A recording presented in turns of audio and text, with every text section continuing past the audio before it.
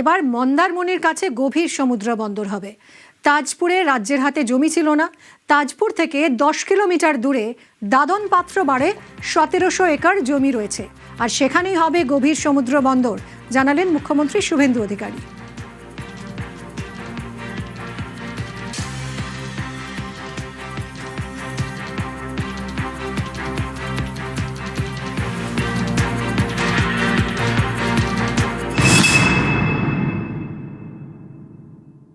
আদানি গ্রুপের এমডি করণ আদানির সঙ্গেও আমার আলোচনা হয়েছিল regarding Tajpur deep sea port. ওটা তো ইতিমধ্যে ওনারা এক্সিট করে গেছেন এবং আমরা দেখেছি ওটা ভায়াবিলিটি ছিল না, কারণ গভর্নমেন্টের হাতে কোনো ল্যান্ড ছিল না।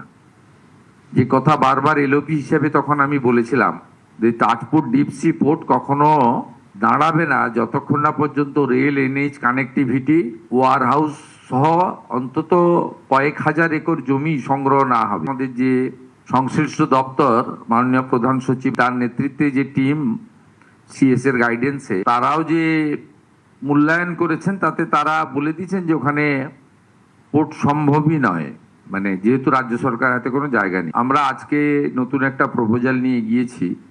তাজপুর থেকে 10 কিলোমিটার দূরে দাদন পাত্রবাড়, যেখানে সল্টের পুরনো ফ্যাক্টরি ছিল, সেখানে 1700 একর ল্যান্ড রাজ্য সরকারের হাতে রয়েছে। আমরা এখন ওইটা নিয়ে এগোবো। মাননীয় মন্ত্রী সর্বানন্দ সোনোয়ালজি এনওসি এবং যদি রেভিনিউ শেয়ারিংয়েও আমরা রাজি আছি। আমাদের ভারত সরকার এবং পশ্চিমবঙ্গ সরকার যৌথভাবে ওইটা নিয়ে আমরা, যেটা বাস্তবসম্মত হবে, 1700 একর জমি হাতে নিয়ে আমরা এগোবো। পরে জমি সংগ্রহ করা যাবে।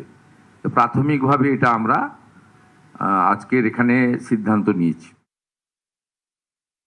বন্দর যদি হয়, আমাদের এখানে স্থানীয় ছেলেরা বা বাইরের কিছু ছেলেরা রাস্তাঘাট উন্নতি হবে, সেজন্য সরকারকে সাধুবাদ জানাই।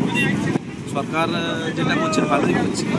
হ্যাঁ, আগে লবণ ফ্যাক্টরি কারখানা ছিল, এখানে 700 শ্রমিক কাজ করত। সেই লবণ ফ্যাক্টরিটা বর্তমান বন্ধ হয়ে গেছে। তো আমরা চাইছি সরকারের উন্নয়নমূলক যে কাজ হবে সেটাকে তো আমরা ধন্যবাদ সাধুবাদ জানাবো।